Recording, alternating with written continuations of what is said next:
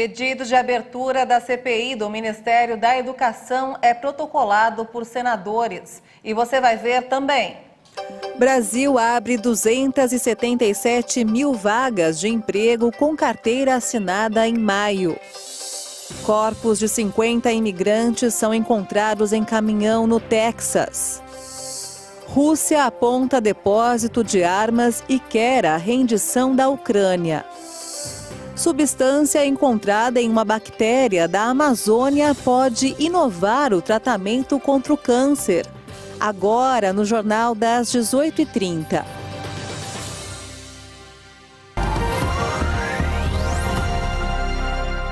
Olá, boa noite. São 18h31 pelo horário de Brasília e você acompanha agora as principais notícias do Brasil e do mundo desta terça-feira.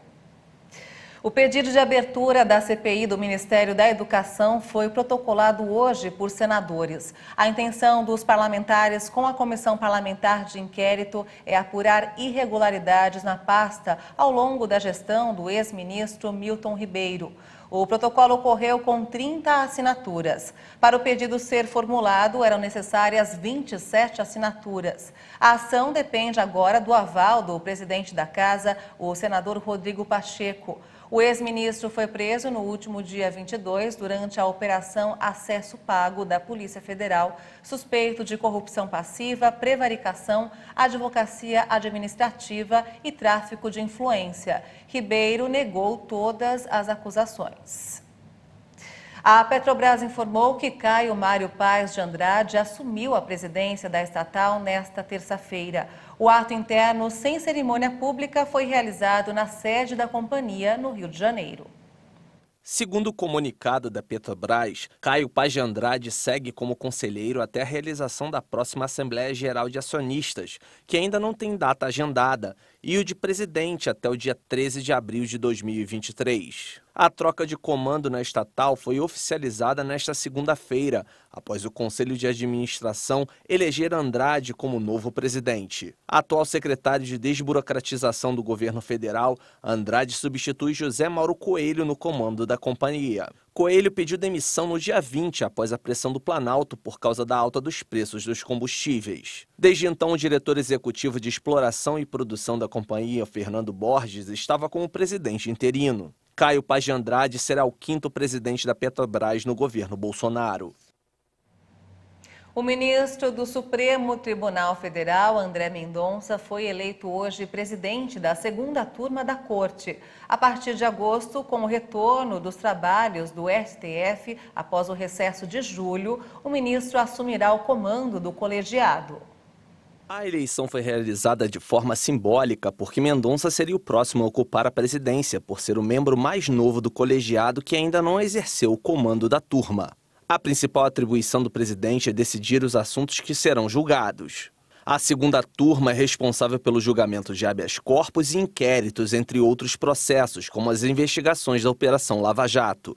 Além de Mendonça, também fazem parte do colegiado os ministros Gilmar Mendes, Edson Fachin, Nunes Marques e Ricardo Lewandowski. André Mendonça tomou posse no Supremo em dezembro do ano passado. Indicado pelo presidente Jair Bolsonaro, Mendonça ocupou a cadeira deixada pelo ministro Marco Aurélio, que foi empossado em 1990 e aposentado compulsoriamente ao completar 75 anos. Esta foi a 2ª indicação de Bolsonaro. Em 2020, o presidente indicou Nunes Marques para a cadeira de Celso de Mello, que também se aposentou. Os governadores de 11 estados e do Distrito Federal decidiram acionar o Supremo Tribunal Federal contra a lei sancionada hoje, que limita a tarifa do ICMS incidente sobre alguns produtos essenciais. A lei complementar estabeleceu os combustíveis, a energia elétrica, as comunicações e os transportes coletivos como itens essenciais para fins de tributação. Com isso, os estados e o Distrito Federal ficaram impedidos de cobrar mais de 17% ou 18% de ICMS sobre esses bens e serviços. O índice de confiança do empresário do comércio subiu 5,1% de maio para junho deste ano, alcançando mais de 120 pontos em uma escala de 0 a 200 pontos. É o maior patamar desde março de 2020, conforme divulgado pela Confederação Nacional do Comércio de Bens, Serviços e Turismos.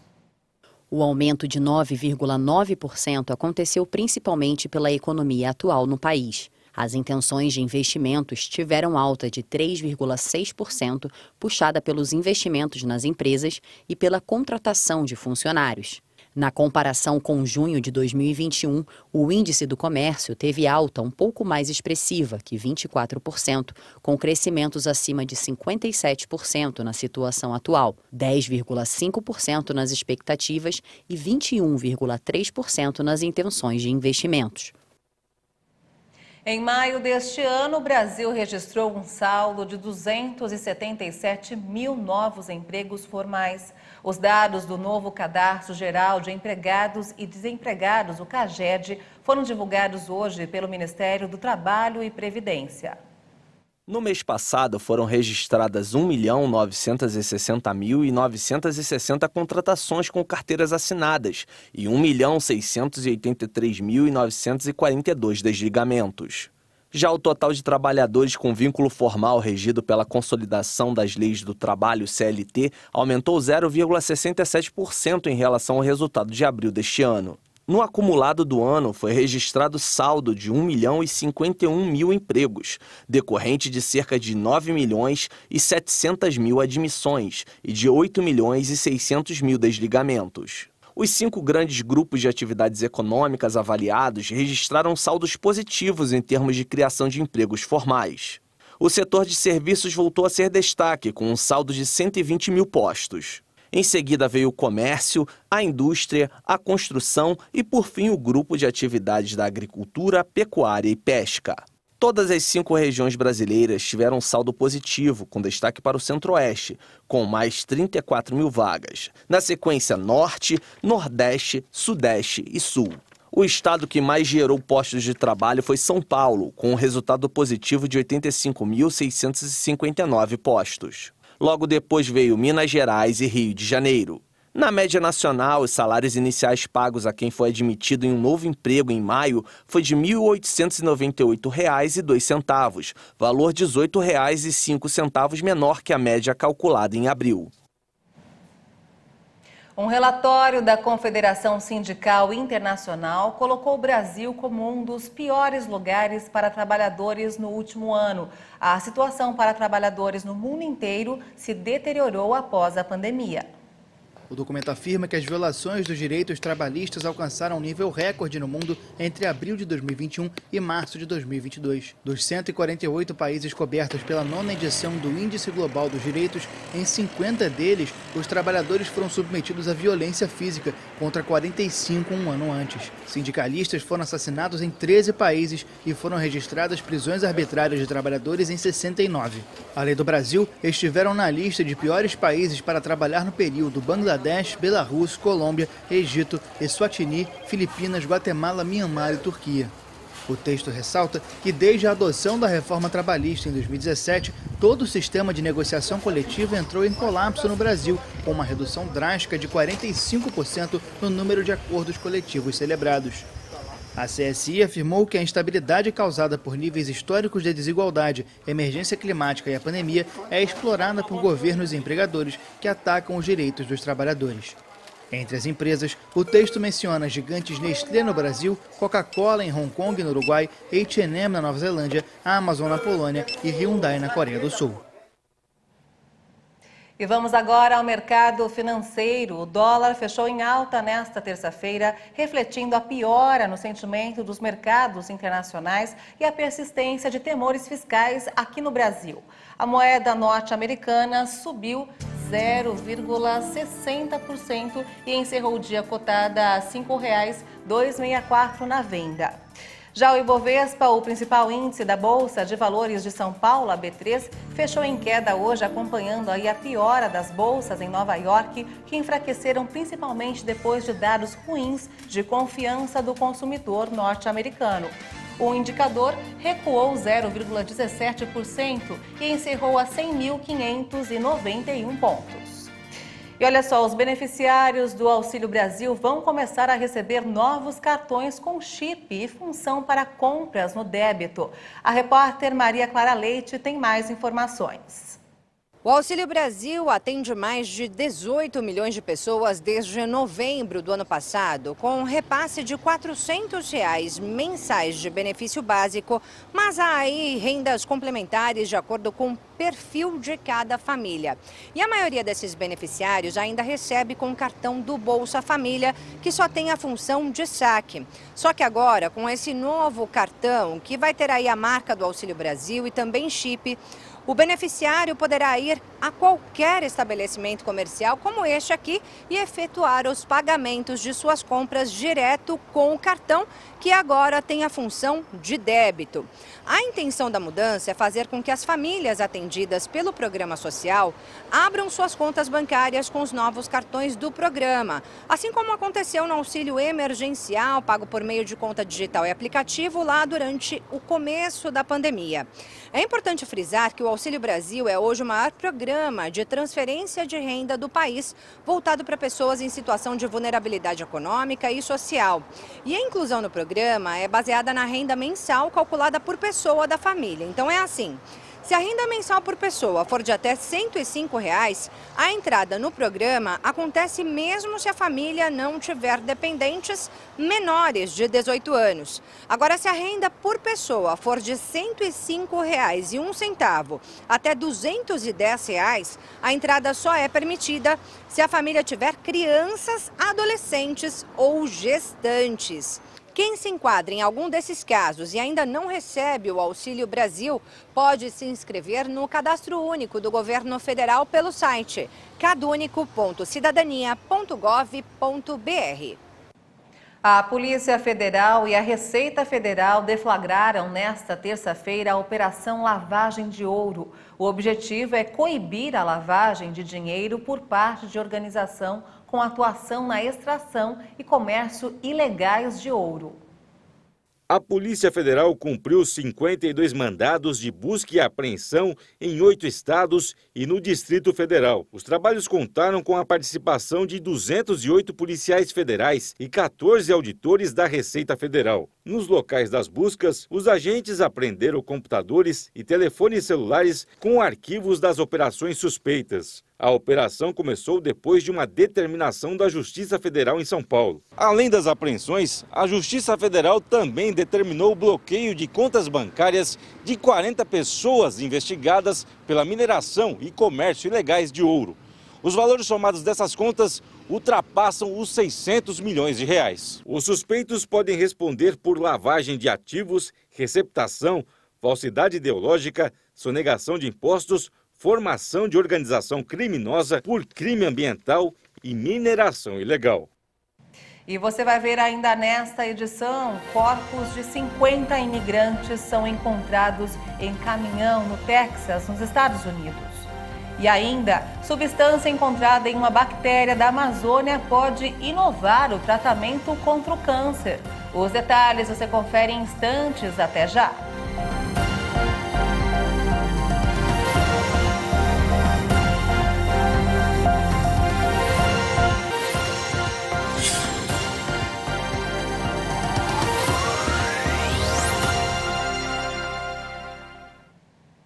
Estamos de volta, são 18h47 pelo horário de Brasília. E vamos falar sobre o conflito no leste europeu.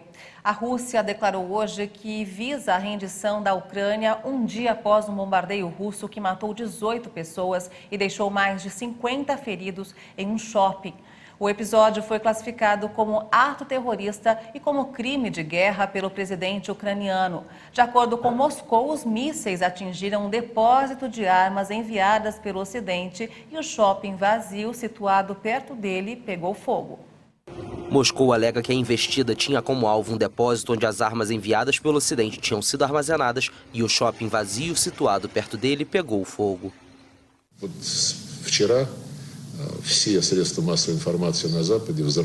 Ontem, todos os meios de comunicação do Oeste exibiram vídeos de Kremenchuk mostrando imagens de um centro comercial em chamas, acusando os militares russos de bombardear infraestrutura civil. O Ministério da Defesa russo foi muito claro e disse o que realmente aconteceu.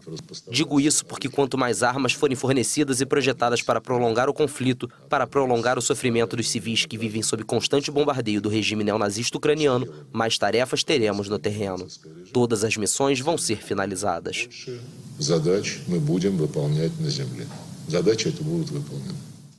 A declaração está alinhada ao discurso desta terça-feira do porta-voz de Vladimir Putin, Dmitry Peskov. Segundo ele, a ofensiva no país vizinho só vai parar quando o governo ucraniano ordenar às unidades nacionalistas que entreguem as armas, ordenar aos soldados ucranianos que entreguem as armas e todas as condições estabelecidas pela Rússia devem ser aplicadas. No Texas, nos Estados Unidos, 50 corpos foram encontrados dentro de um caminhão perto da fronteira com o México. As suspeitas são de que eram imigrantes que tentaram cruzar a fronteira entre os Estados Unidos e o México. Dezenas de pessoas foram encontradas mortas em um caminhão nesta segunda-feira nos Estados Unidos. O veículo estava perto de San Antonio, no Texas. Esse tipo de caminhão é frequentemente usado por imigrantes irregulares que entram nos Estados Unidos.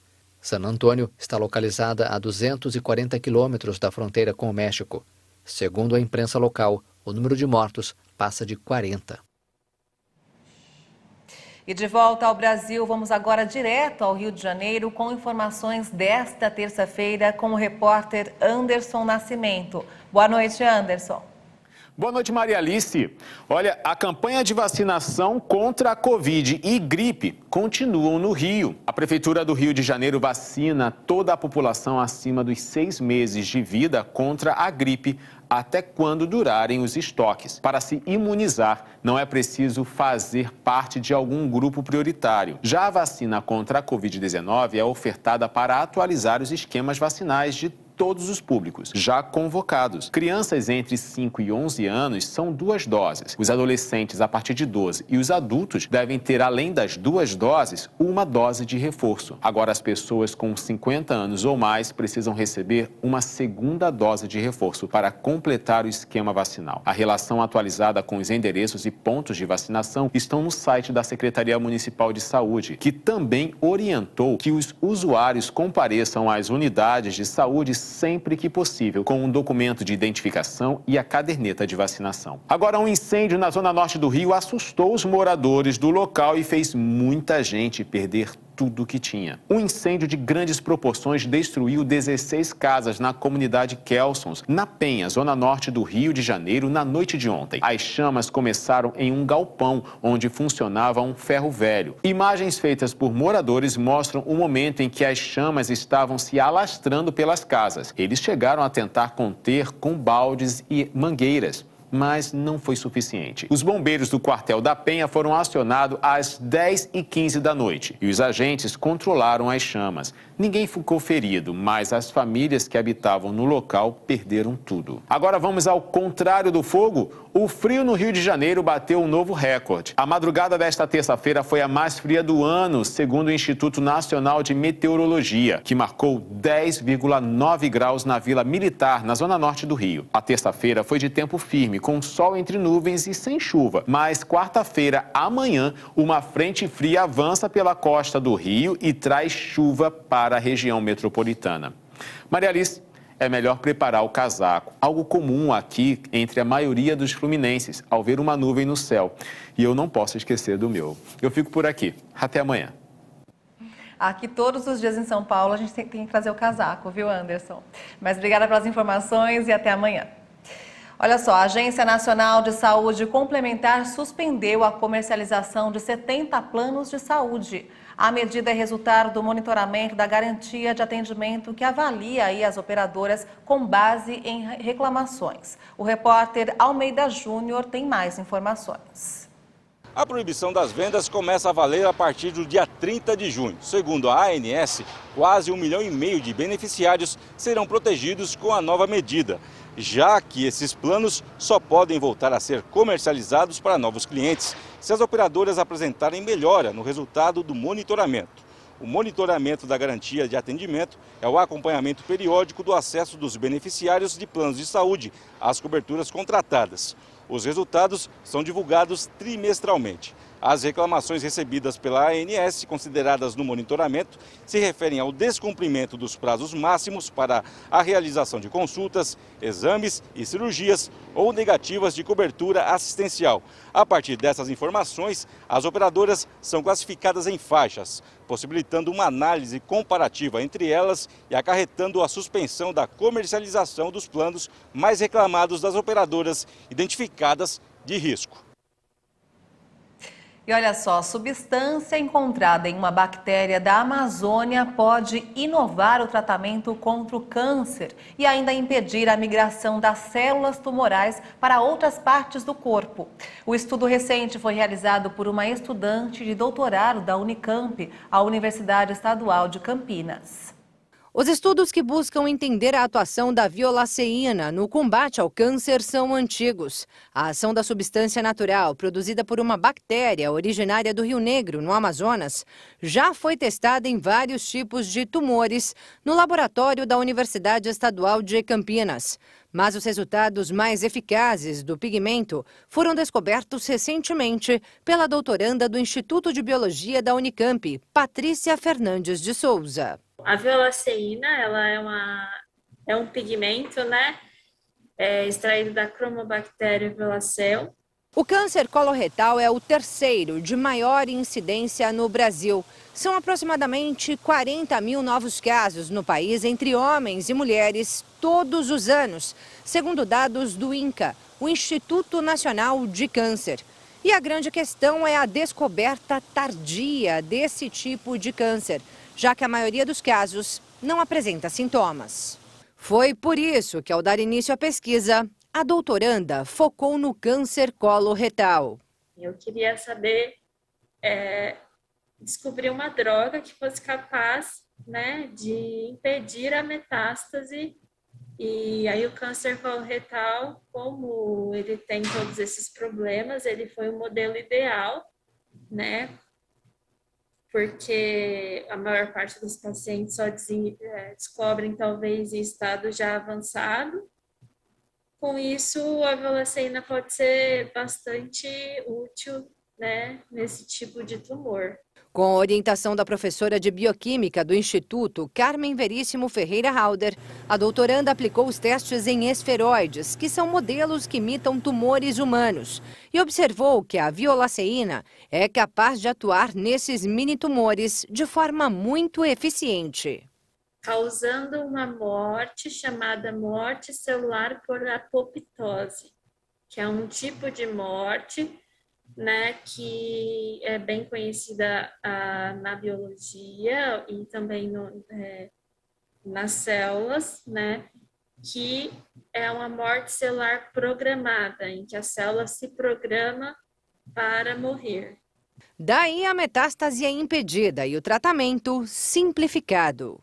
Quando combinado, né, a violaceína com outro tratamento, na verdade essa é a próxima etapa da minha pesquisa, que eu quero testar a violaceína com vários outros tipos de medicamento para ver se tem ou não efetividade, mas nós já testamos com uma medicação, né, e nós vimos que a violaceína ela reduz vamos dizer, a dose, né, reduz cerca de 5 vezes a dose do medicamento. O que poderia proporcionar mais qualidade de vida ao paciente, já que os efeitos colaterais seriam reduzidos. É o que se espera com os próximos passos do estudo, que agora continua com testes em modelos animais. Infelizmente, na pesquisa, né, na fase 2, nós precisamos testar, né, essa violaceína nos animais e, a partir daí, se for realmente efetiva, testar nos seres humanos e partir aí para uma medicação, para um medicamento efetivo para o tratamento do câncer coloretal. E o Jornal das 18h30 termina aqui. Você acompanha outras informações durante a nossa programação. Obrigada pela sua companhia, uma boa noite para você e até amanhã. Tchau!